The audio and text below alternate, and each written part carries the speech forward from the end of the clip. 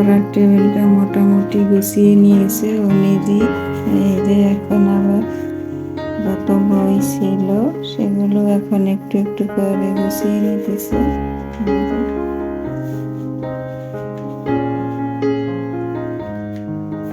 তো এইভাবে করেই সবাই মিলেমিশে সবকিছু গুছিয়ে নিতেছি।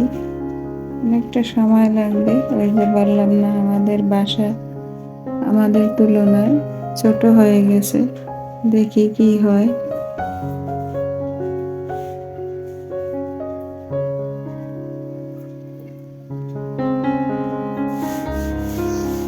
আসসালামু আলাইকুম, কেমন আছেন সবাই? আশা করছি আমার প্রিয় ভাইরা ও দিদিমণিরা কাছে কিংবা দূরে, দেশ কিংবা দেশের বাইরে যেখানে আছেন না কেন, আল্লাহর অশেষ রহমতে সবাই অনেক বেশি ভালো আছেন এবং সুস্থ আছেন। আলহামদুলিল্লাহ, আমিও আমার পরিবারের সবাইকে নিয়ে ভালো আছি। এই তো আপনাদের মাঝে আবার হাজির হয়ে গেল নতুন দিনের নতুন একটা ভিডিও নিয়ে। আশা রাখতেছি আমার আজকের ভিডিওটিও আপনাদের কাছে ভালো লাগবে ইনশাআল্লাহ। আমার সাথে থাকুন আর দেখতে থাকুন। আর এই যে দেখুন, যে ভাড়াটি আগে ছিল, মনে হয় জীবনে একবারও কোনো কিছু সে ক্লিন করে নাই, এতটাই নোংরা ছিল। তো ঘর গুছাবো নাকি এই যে ঘরের এই যে দরজা জানালা এগুলো ক্লিন করবো, তো দিতে পাই না আরই। তো সব মিলিয়ে ঝিলিয়ে আমি একটু একটু করে করে নিচ্ছি। তো বাড়িওয়ালা ভাবিও কিন্তু যথেষ্ট পরিমাণে হেল্প করছে আমাকে। সেও কিন্তু বাসায় ওঠার আগে অনেক কিছু পরিষ্কার করে দিয়েছে এবং বাসাটা সুন্দর করে রঙও করে দিয়েছে। তো যতটুকু তার পক্ষে সম্ভব হয়েছে ততটুকু সে করেছে। এখন বাকিটা আমরা করে নিতেছি। এই হলো ভাড়াটিয়াদের অবস্থা।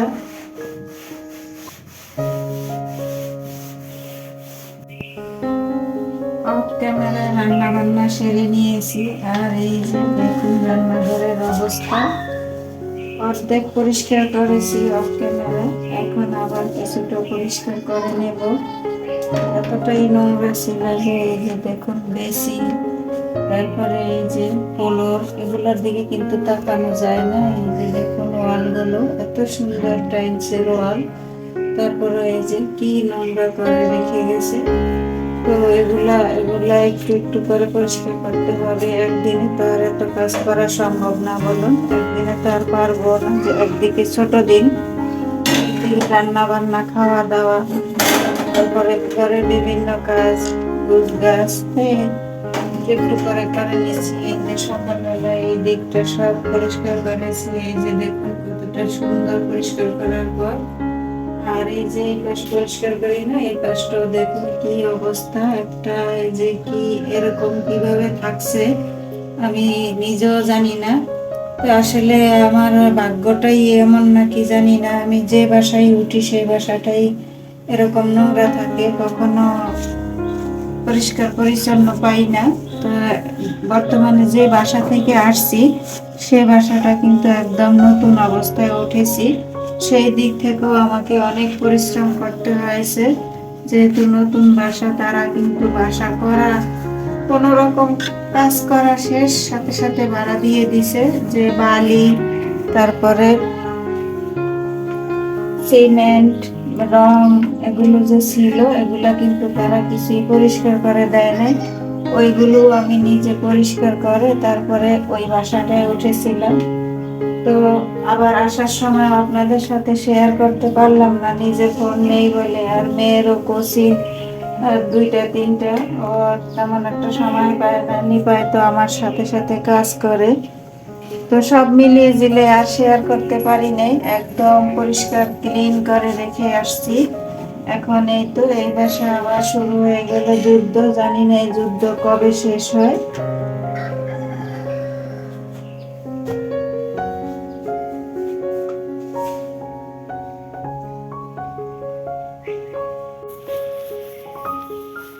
এই একটা অবস্থা। এই যে উনি নাকি এই বাসায় 2 বছর থেকে 2.5 বছরের মতো ছিল। আমার মনে হয় এই 2.5 বছরে উনি কোনোদিনই এইসব কাজ করে নাই, ডিপ ক্লিন করে নাই।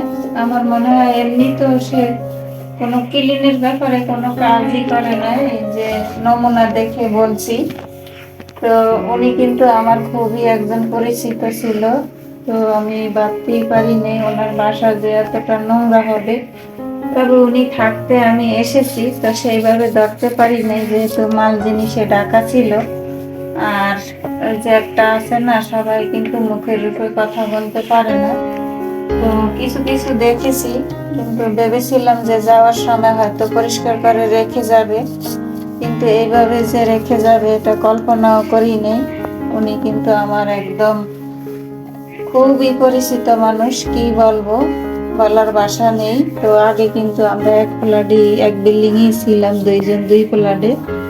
তো উনি যে এতটা নোংরা আমি কখনো বুঝতে পারি নাই। তা না হলে আমি কিন্তু এই বাসাটা নিতাম না। তো তাছাড়াও দেখা যায় আমার বাজেটের সাথে মিলাতে গিয়ে আমি এই বাসাটা নিয়েছি। এখন এই যে নিজেই কষ্ট করতে হবে, করার কিছু নেই, কি আর করবো। সবাই তো দুনিয়াতে আর এক হয় না, কিছু কিছু মানুষ আছে থাকতে পারে, কিন্তু আমি থাকতে পারি না। আমার খুবই খারাপ লাগে, আমার যতই কষ্ট হোক না কেন আমি এই যে সব কিছু পরিষ্কার রাখার চেষ্টা করি, তা না হলে আমার কাছে ভালো লাগে না। আর আপনাদের ভাইও অপরিষ্কার পছন্দ করে না।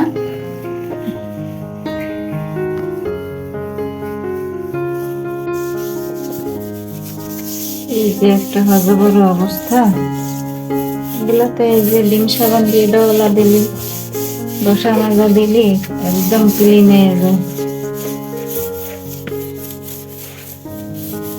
একদিনে তো আর পারবো না, আস্তে আস্তে অল্প অল্প করে করতে হবে। নিভাও কিন্তু সকাল হয়তো অনেক গোসা মাজা করছে, এখন ওকে গোসালে পাঠাই আছে, আর আমি একটু করে নিতে আছি। সবাই ভাগাভাগি করে করতে হবে, একজনের পক্ষেও সম্ভব না, আর একদিনেও সম্ভব না, এতটা নোংরা। এই তো আজকে নিচের বেসিংটা এই পর্যন্ত, বেসিং এরিয়া সহ যতটুকু সম্ভব হয়েছে করছি। 2টা বেজে গেছে অলরেডি, এখন আর পারবো না, এখন গোসলে চলে যাব।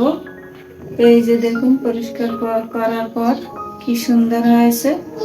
মানুষের হাত যখন কাজে লাগে তখন তো কোনো কিছুই আর অপরিষ্কার থাকতে পারে না, তাই না? কিন্তু উনি মনে হয় কখনো কোনোদিনই ডিপ ক্লিন বলে যে একটা কথা, সেটা কখনই মনে হয় করে না। তা না হলে এতটা নোংরা কিভাবে থাকতে পারে?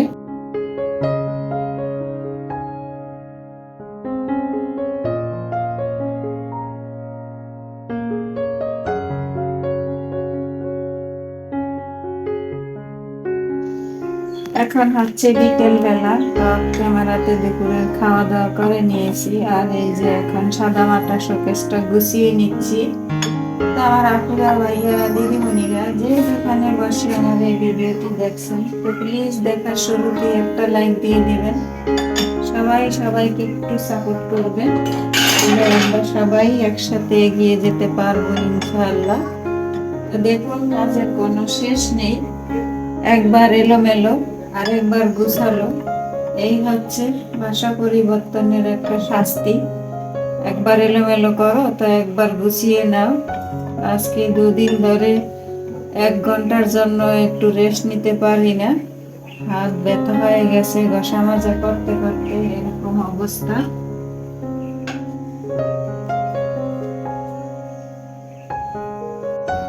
এই 2টা প্লেট এখনো কত সুন্দর, তাই না? এই 2টা প্লেট আমার মায়ের হাতের স্মৃতি।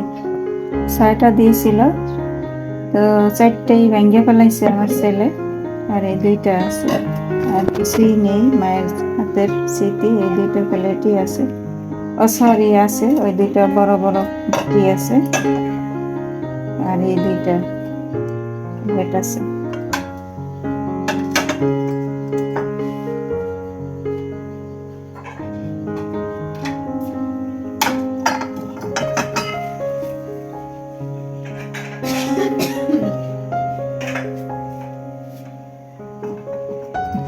এক এক করে সবকিছু গুছিয়ে নিতেছি।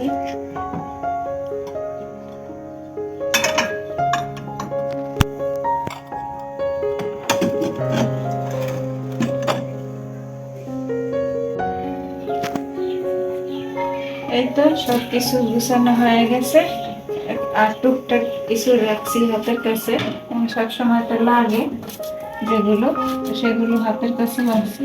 আর এই যে যেগুলো সব সময় লাগে না সেগুলো সুন্দর করে গুছিয়ে নিয়েছি। এখন এই তো গ্লাসটা একটু মুছে নিতেছি। তো আমার আজকের ভিডিওটি এখানেই শেষ করে দেব। সবাই ভালো থাকবেন, সুস্থ থাকবেন, নিরাপদে থাকবেন। সবাই সবার জন্য দোয়া করবেন। দেখা হবে আবার নতুন কোনো ভিডিওর মাধ্যমে। আল্লাহ হাফেজ, আসসালামু আলাইকুম।